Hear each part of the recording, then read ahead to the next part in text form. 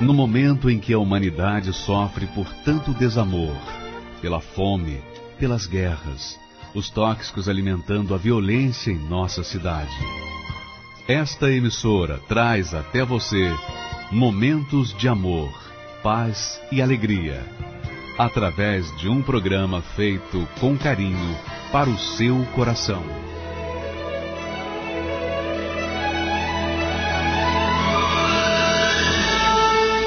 E agora, com você, diretamente do Templo de Salomão, a Palavra Amiga do Bispo Macedo.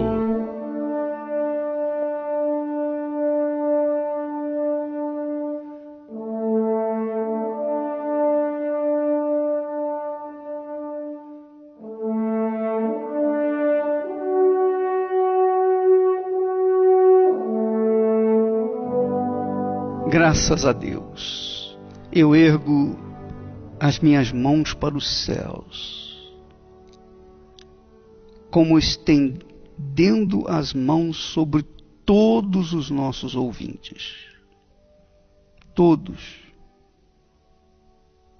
para que todos venham receber a bênção do Pai, do Filho e do Espírito Santo. A bênção do Deus Pai, a bênção do Deus Filho, a bênção do Espírito Santo. Em o nome do Senhor Jesus Cristo. Amém. Graças a Deus.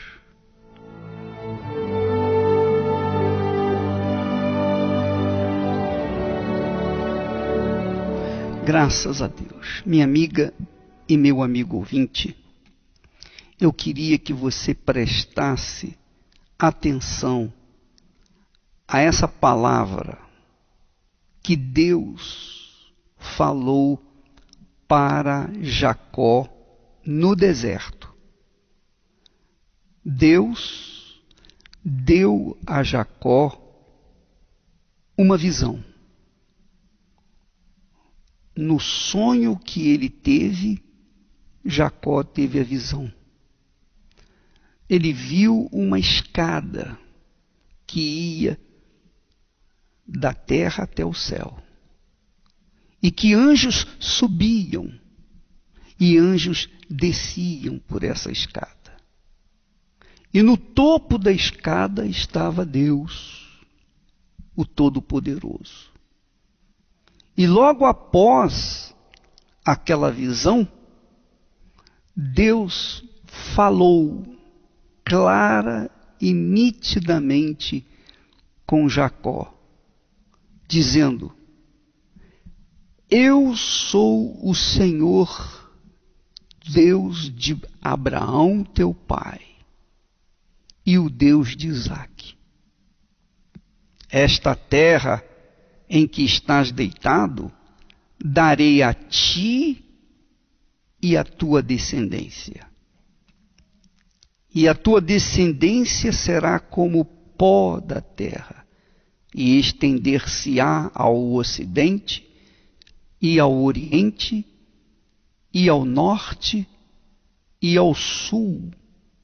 E em ti e na tua descendência serão benditas todas as famílias da terra. E eis que estou contigo, e te guardarei por onde quer que fores, e te farei tornar a esta terra. Eis que estou contigo, e te guardarei por onde quer que fores, e te farei tornar a esta terra. Porque não te deixarei até que haja cumprido o que te tenho falado. Você pode ler esse texto, essas palavras em Gênesis capítulo 28 e versículos 13 até 15. Deus falou assim com Jacó. Nós sabemos que Deus se revelou para Jacó, não porque ele merecia, nada disso, mas porque ele persistiu, perseverou em tomar posse do direito da primogenitura. Ele alcançou a primogenitura, o que significa que ele alcançou o direito de substituir o seu pai. O direito da primogenitura é o seguinte: Deus é o Todo-Poderoso. Quando ele chamou Abraão, ele passou para Abraão o seu direito, a sua autoridade, a sua bênção, o seu domínio.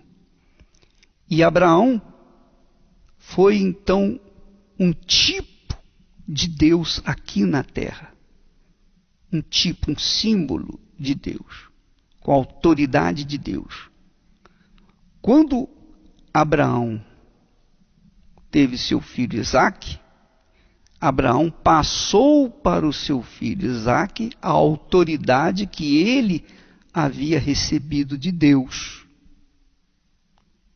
E Isaque cumpriu a sua missão de patriarca. E ele veio a ter 2 filhos gêmeos. Jacó perseguiu e conquistou o direito da primogenitura, que era de Esaú, seu irmão, porque ele nasceu primeiro. Mas Jacó perseguiu e conquistou o direito de ser o primogênito. Por causa dele ter sido eleito primogênito de Isaque, ainda que de forma fraudulenta, injusta, então, porque Isaque o tinha abençoado, porque Isaque, seu pai, o tinha consagrado, transferido o seu direito pessoal que havia recebido do seu pai para Jacó, então Jacó estava devidamente autorizado para usar o direito da primogenitura, ou seja, a autoridade, o domínio, o poder que havia recebido do seu pai. Então, por isso, Deus, honrando Abraão, honrando o seu filho Isaque, agora faz aliança, se compromete com Jacó, ainda que Jacó tivesse tomado posse do seu direito de primogenitura de forma fraudulenta. Mas, aí você pergunta, bispo, como é que pode? Deus abençoou um homem que, através da mentira, tomou posse daquilo que não era seu. E isso é justo? Não, não é justo. Não é justo. Porém, você há de convir que Deus é Deus. Ele é o Todo-Poderoso. O apóstolo Paulo, falando sobre justiça, ele disse: e se Deus usa a injustiça do homem para fazer a sua justiça, o que diremos? Você pode ler isso lá em Romanos capítulo 3, versículo 5. E se a injustiça do homem, e se a nossa injustiça for a causa da justiça de Deus, que foi o caso que aconteceu com Jacó. A injustiça de Jacó produziu a justiça de Deus.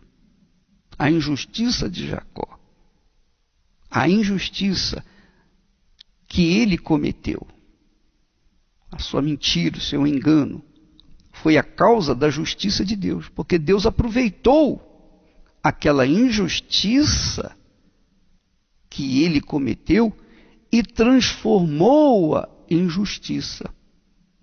Mas isso não significa dizer que Jacó foi um homem abençoado até então. Não. Jacó foi um homem sofrido. Foi um homem aflito. Foi um homem que, por sua natureza, negociava. E por conta dos negócios para alcançar lucros, Jacó mentia, enganava. E tudo que ele fez durante a sua vida profissional, tudo que ele fez com os outros, fizeram com ele. Ele sofreu pelo que ele semeou. Não é o que diz a palavra de Deus? Que de Deus não se zomba. Tudo que o homem semear, isso também ceifará. Jacó semeou a mentira, o engano. Apesar de Deus ter considerado a sua mentira, o seu engano, e transformou essa injustiça em justiça, porque o seu pai, Isaque, o tinha consagrado, então Deus não vai voltar atrás com a sua palavra. Ele manteve a sua palavra empenhada com Abraão, depois com Isaque e agora com Jacó. Mesmo Jacó sendo mentiroso. Mas Jacó sofreu as consequências das suas mentiras, do seu engano. Você verifica na história de Jacó que ele estava fugindo do seu irmão Esaú, porque o seu irmão estava com ódio dele, queria matá-lo. Ele fugiu, Jacó fugiu da sua casa por causa do seu irmão Esaú. E durante toda a sua vida ele viveu com medo de ter que enfrentar o seu irmão um dia. E ele enfrentou. Ele teve que enfrentar o seu irmão um dia. Ele teve que enfrentar. Porém, antes de enfrentar o seu irmão, Jacó teve o seu encontro com Deus. Teve a sua conversão. Teve a sua vida transformada. Porque apesar, e isso aconteceu lá no Val de Jaboque, apesar dele ter muito dinheiro, muito ouro, muita prata, muito gado, muitos filhos, uma família maravilhosa, ele tinha tudo. Ainda assim, Jacó era um homem medroso. E o medo significa ausência de fé. E ausência de fé significa ausência de Deus. Jacó andou por 20 anos separado lá do seu pai. E ele gemeu. Ele conquistou, mas ele gemeu. E estava gemendo com medo do seu irmão. Ele vivia com medo. Ele dormia com medo e levantava com medo, mesmo tendo tido a promessa, essa promessa que nós lemos para você, a promessa do Pai. Então, minha amiga, meu amigo ouvinte, eu vou falar mais a respeito desse assunto porque ele é extremamente importante. Jacó, enquanto não foi transformado em Israel, ele era um homem incompleto. Ele era um aleijado. Ele era um homem inútil. Ele era um homem inútil, pior do que um aleijado. Ele era um homem inútil para Deus. Até que um dia Jacó reconheceu que ele era um Jacó e que ele não podia continuar assim. E então ele foi transformado.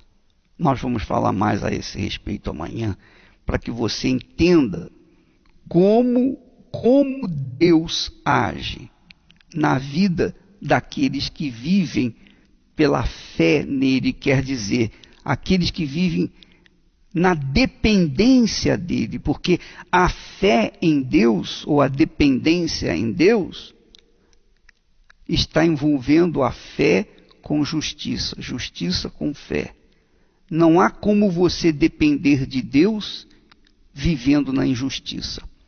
Não há como você viver na fé em Deus e ao mesmo tempo na mentira, no engano, na prostituição, vivendo contrária à palavra de Deus. Estaremos falando mais a respeito disso amanhã.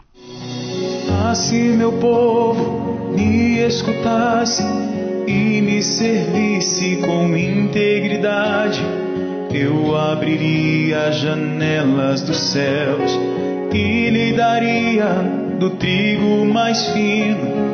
Se meu povo que me adora me adorasse acima de tudo, com o mel puro da rocha o sustentaria. A palavra de Deus é fiel e jamais ela volta vazia. Se eu honrar e bendizer ao meu Senhor, obedecer, eu comerei o melhor desta terra. A palavra de Deus é fiel e jamais ela volta vazia. Se eu honrar e bendizer ao meu Senhor, obedecer, eu comerei o melhor desta terra. Se eu honrar e bendizer ao meu Senhor, obedecer, eu comerei o melhor desta terra.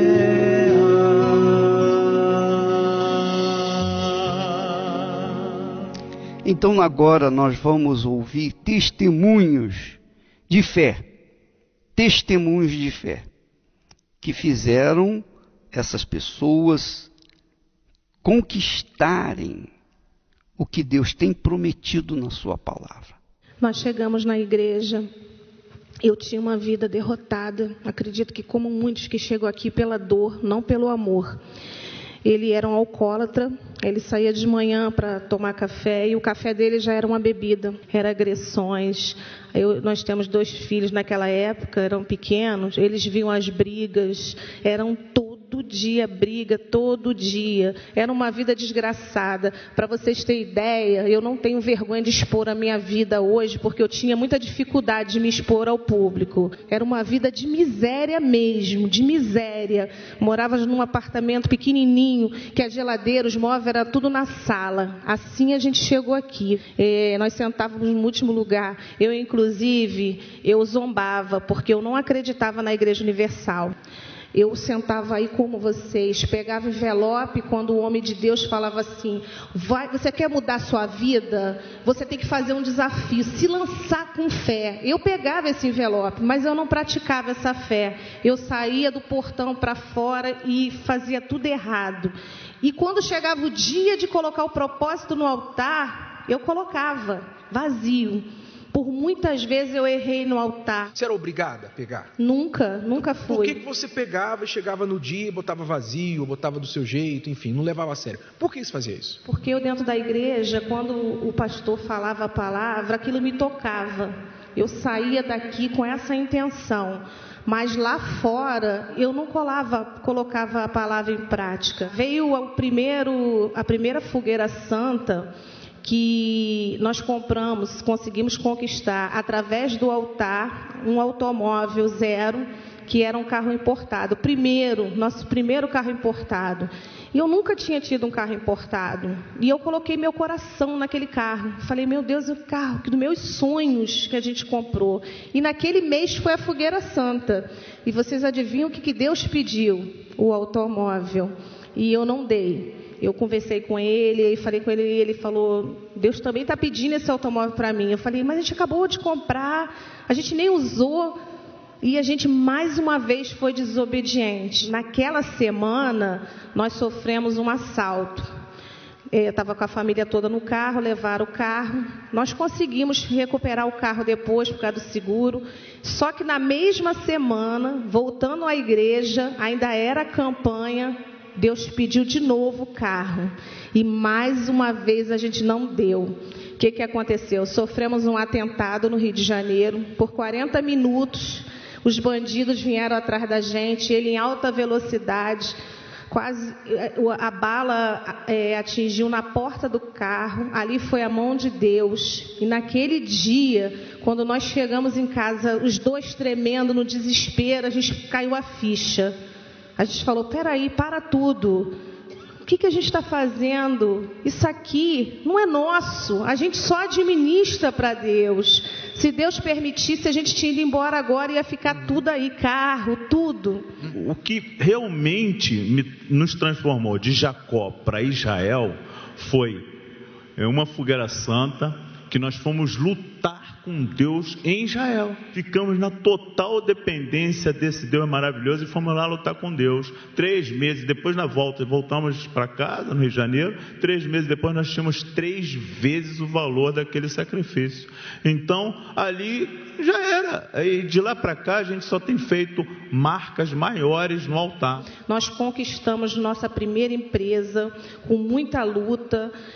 Abrimos nosso negócio no centro lá do Rio, de plano de saúde. Compramos, no caso, o local que a gente trabalhava. Nós compramos ano passado, só a nossa casa, 5 milhões de reais. Não é isso. Mas o que nós mais temos, de mais precioso, foi a mudança interna. Já tinha nascido dentro de mim algo grande, que era o Senhor Jesus, o Espírito Santo. Quando transformou de Jacó para Israel, eu era um homem muito, mas muito nervoso, muito agressivo, e a minha vida foi mudada. Eu já tinha mansidão, eu tinha um respeito total dos meus filhos. Minha esposa viu uma bênção dentro de casa. Depois que nós viramos de Jacó para Israel, a nossa vida transformou internamente, interiormente. Isso não tem preço.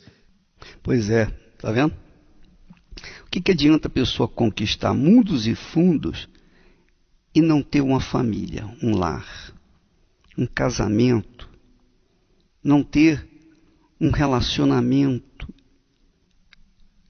de paz dentro da sua casa, harmonia dentro da sua casa? O que adianta a pessoa ter mundos e fundos? Jesus disse, o que adianta você ganhar o mundo inteiro, meu filho, e perder a sua alma? O que adianta? E as pessoas sabem que perdem a alma a partir do momento em que elas vivem uma vida perdida aqui neste mundo. Se é perdida aqui neste mundo, imagine no mundo vindouro. Se a pessoa não tem garantias da salvação aqui na terra, como é que ela vai ter depois que passar para a eternidade? Então, Deus transformou a vida de Jacó em Israel. E quando fez isso, quando Jacó colocou tudo à disposição de Deus, quando disse, Senhor, eis-me aqui, toma minha vida. Olha aqui, Senhor, eu já cansei de ser eu, cansei de ser Jacó, eu não quero mais ser esse homem. E então dispôs de tudo, inclusive da própria família, tudo. Então Deus fez dele Israel. E quando o transformou em Israel, Jacó disse assim, eu vi Deus face a face, e a minha alma foi salva. Ah, que maravilha! A minha alma foi salva. É muito glorioso, você não tem ideia, amiga e amigo ouvinte, quando se tem um encontro com Deus, quando se tem a identidade transformada. Quando você muda de identidade. Foi o que aconteceu com Jacó. E tem que acontecer com você, para que você não tenha apenas uma bênção pontual, mas que você tenha plenitude das bênçãos de Deus. Vamos ouvir mais um testemunho semelhante a este. Meu nome é Adriano. Meu nome é Thaís. E a face da minha vida era uma desgraça. Eu saí de dentro da minha casa, da casa dos meus pais, para ter uma família, porque eu não tinha uma família, meu pai era traficante. Eu vi polícia invadindo a minha casa, eu cheguei a ver meu pai ser baleado na minha frente. E aí eu peguei e conheci ele. Qualquer coisa que estava dando de errado na minha vida, que já não estava dando tudo certo, eu descontava toda essa raiva em cima dela. Então eu tinha muito medo do meu marido. Quando ele se aproximava de mim, o meu corpo estremecia, porque eu sabia que dali ele ia me arrancar sangue. Porque ele achava que eu era culpada de todos os problemas da vida dele, porque ele estava desempregado muitos anos e a gente estava passando fome. Então eu me via com a geladeira vazia, a minha filha pedindo o que comer dentro de casa, e eu não ter para dar para minha filha, e eu cobrava dele. Ah, difícil mesmo a situação, eu saía para a rua e voltava para casa do mesmo jeito, e chegava em casa aquela situação. Quando eu vi aquela situação, eu comecei a ir para a porta dos outros pedir, porque eu não tinha o que dar de comer para minha filha. Então eu comecei a bater na porta dos vizinhos, desesperada, porque eu não tinha uma direção. E eu falava, gente, me ajuda, eu não tenho o que dar para minha filha de comer. E as pessoas me davam. Muitas vezes, aquela comida estava estragada. E eu dava aquela comida para minha filha, eu chorava, e falando o que eu tinha que fazer para mudar aquela situação, porque eu não aguentava mais viver daquele jeito. Eu ia até ele e falava, você tem que fazer alguma coisa. E ele me dava soco, ele me jogava no chão, ele me arrastava. Ele falava, você é a desgraça da minha vida.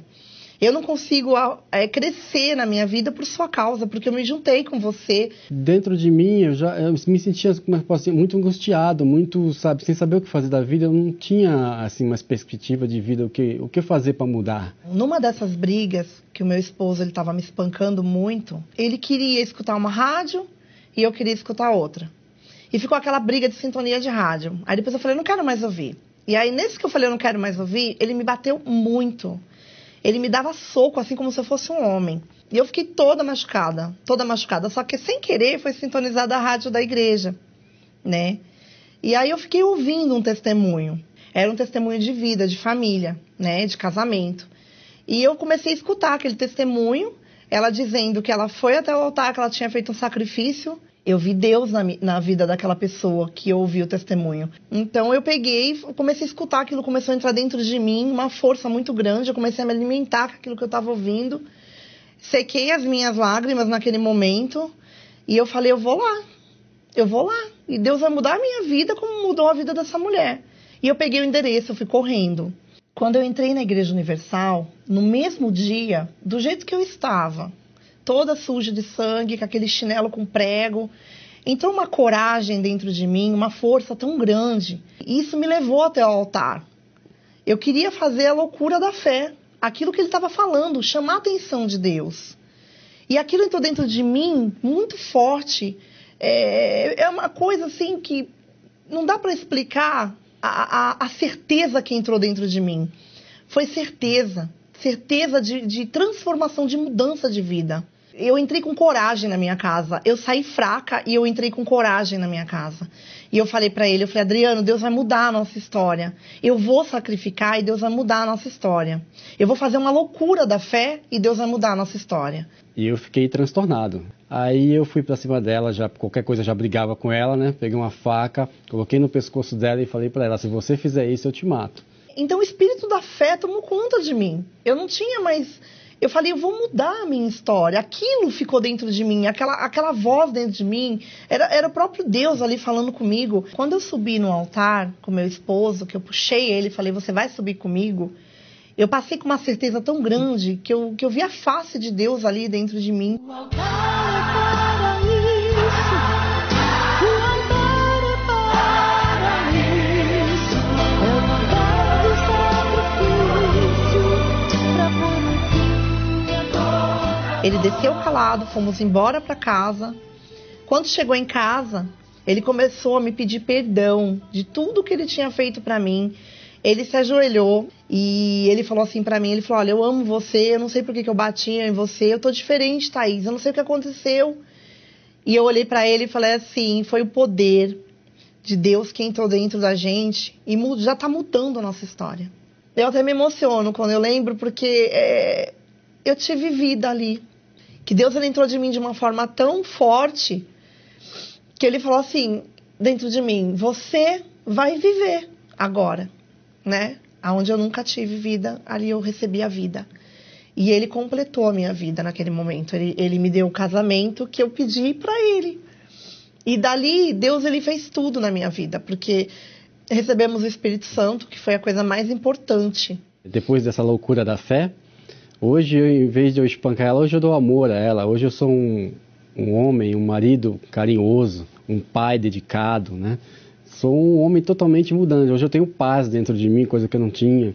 Hoje eu sei o que é ser uma pessoa feliz internamente. Para quem era desempregado, né? Hoje a gente conseguiu a nossa empresa, né? Hoje a gente trabalha os dois juntos, temos a nossa empresa. Acabamos de conquistar essa sala comercial, né? No empreendimento novo. Hoje a gente tem um patrimônio. A minha filha comia bolacha velha, hoje ela vai ser médica. A gente tem a nossa casa, imóvel alugado, temos automóveis. E as pessoas olham e falam, nossa, quem te viu, quem te vê, Thaís? Eu tenho paz dentro de mim. Eu não pedi para Deus a vida financeira. Eu pedi para Deus vida. Eu pedi para Deus uma família que eu nunca tive desde que criança. E Deus ele me completou a minha vida. Hoje eu posso dizer, eu sou feliz. Porque foi através da loucura da fé que eu mudei a minha história e mudei a vida da minha família. A consciência do dízimo parte do princípio de que tudo que na terra há foi criado por Deus. A natureza, os animais, a inteligência do homem, tudo criado com detalhes e perfeição. Todo aquele que ouve e pratica a palavra de Deus colhe os bons frutos da obediência. E os ensinamentos com respeito às primícias, o dízimo, vão muito além de conquistas materiais e financeiras. Devolver as primícias nos ensina a ter relacionamento com Deus. Ser fiel nos dízimos ensina a ter santidade, reverência e temor para com o Criador. E o principal, ter comunhão com o Espírito Santo.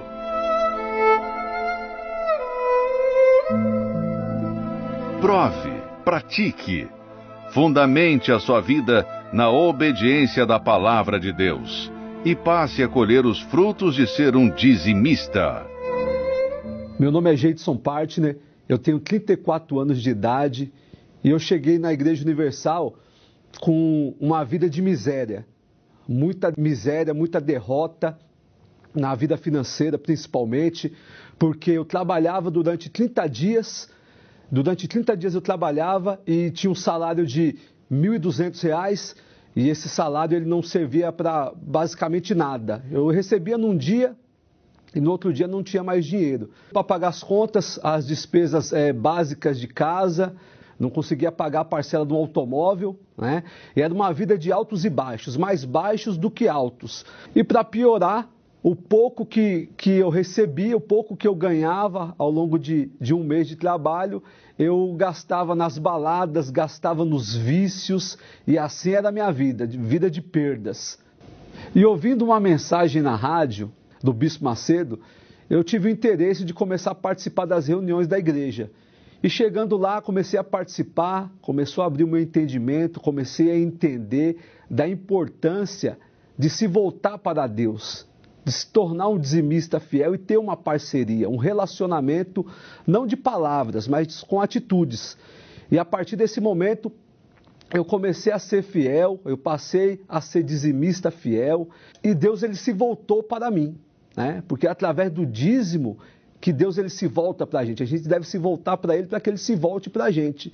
E eu, através dessa parceria, aí sim, eu comecei a ter resultado e hoje, basicamente, eu tenho negócios. Hoje eu empreendo através de um negócio que é considerado o negócio do século XXI, através de uma grande empresa, o marketing multinível. Hoje eu ganho dinheiro, hoje eu ajudo pessoas, hoje eu tenho uma grande equipe, hoje eu faço viagens nacionais através dessa empresa. Então hoje a gente come nos melhores lugares, nos melhores restaurantes. Eu tenho casa, hoje nós temos automóvel. Então, a partir do momento que eu me tornei um dizimista, me voltei para Deus, Deus ele se voltou para mim. E hoje eu conquisto e estabeleço. Antigamente eu conquistava e não estabelecia. E a partir do momento que eu me tornei um dizimista fiel, eu passei a ter um relacionamento com Deus. Eu passei a ter reverência, a ter temor, a ter intimidade. E a partir do momento que eu passei a ter essa comunhão com Deus, o Espírito Santo ele veio sobre a minha vida. Eu tive essa experiência, esse encontro, fui batizado com o Espírito Santo. E dentro de mim tudo mudou, porque a maior riqueza que o ser humano pode receber é a paz vinda do alto, é a paz vinda do Altíssimo, né? E hoje eu tenho essa paz, hoje eu tenho a direção do Espírito Santo.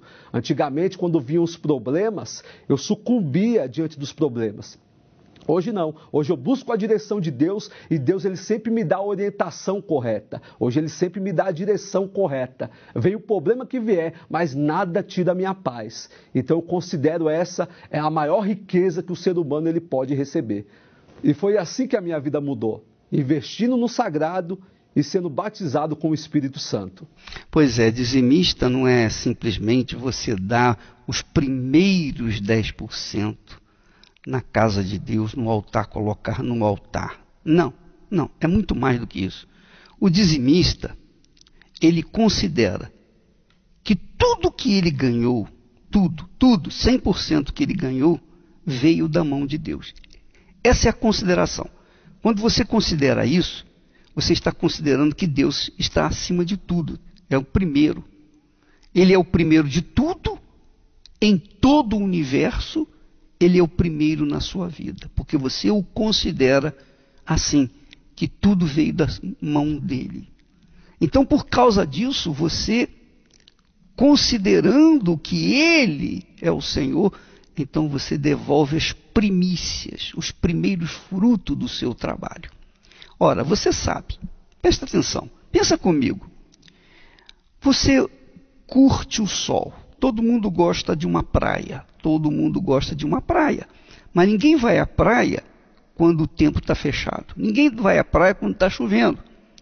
Então a pessoa vai à praia quando tem sol, ela gosta de curtir o sol é de graça, o calor do sol é gratuito, mas quem colocou o sol lá para aquecer a terra foi Deus. Então, muito bem. Se você for para qualquer lugar do mundo, você pode curtir o sol graciosamente, porque o sol é de Deus. Quando você curte o ar da manhã puro, não é? Quando você está na roça, quando você cheira, né, aquele cheirinho, seja do estrume, do curral dos animais ou das plantas, você cheira algo da natureza, você cheira o ar puro que existe, foi Deus quem colocou aquilo para você. O oxigênio que alimenta o ser humano, que alimenta a terra, é Deus quem nos dá. Qualquer lugar do mundo que você for, você vai curtir o oxigênio que Deus colocou na terra. A água, Deus nos dá o direito de beber água, saciar a nossa sede, nos dá o direito de tomar um banho. Não é gostoso tomar um banho? Não é? A água é de Deus, foi criação de Deus. Tudo, se você começar a notar as coisas, você vai ver que tudo foi da mão de Deus. Quando você come um bife, uma picanha, puxa vida, fatiada, que maravilha, é uma delícia, né? Mas veio da mão de Deus. Deus criou o animal, Deus fez tudo para que nós pudéssemos ter tudo. E mais, Deus nos deu inteligência. Ele nos deu a inteligência, por exemplo, O homem diz assim, não, mas fui eu que criei o computador, o avião e etc, as coisas. Pois é, mas o computador não foi criado do nada. O computador foi usado os elementos químicos da natureza. Quem colocou os elementos químicos na natureza? Deus. O ouro, a prata, o ferro, o cobre, e o manganês. Tudo o que nós utilizamos, manuseamos nesse mundo, foi criado pela mão de Deus. Então Deus é o criador de todas as coisas. E quando nós o honramos com as primícias da nossa renda, nós estamos reconhecendo que tudo veio da mão dele. É isso que Deus quer.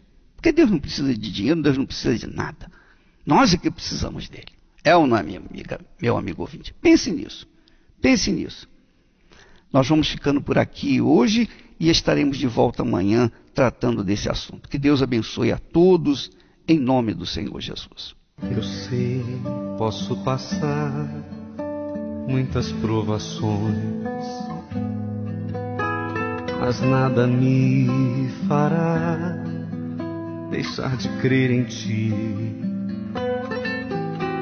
pois em tuas promessas eu estou seguro, e nesta fé eu sei que vou vencer. Eu nunca vi um justo desamparado ser, nem sua descendência a mendigar o pão. Eu nunca vi alguém que confiou em ti e não viu manifestar o teu poder.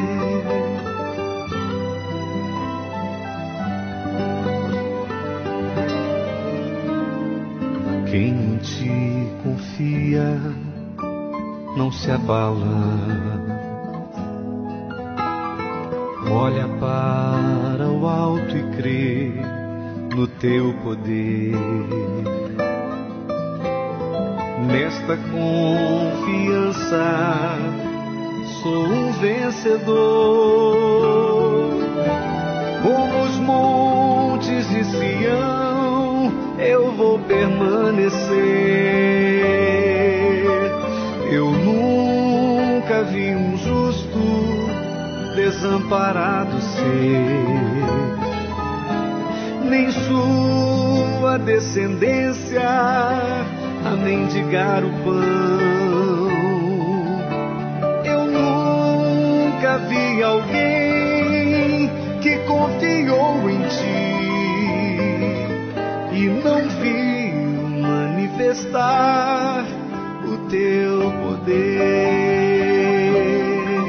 Eu nunca vi um justo desamparado ser, nem sua descendência a mendigar o pão.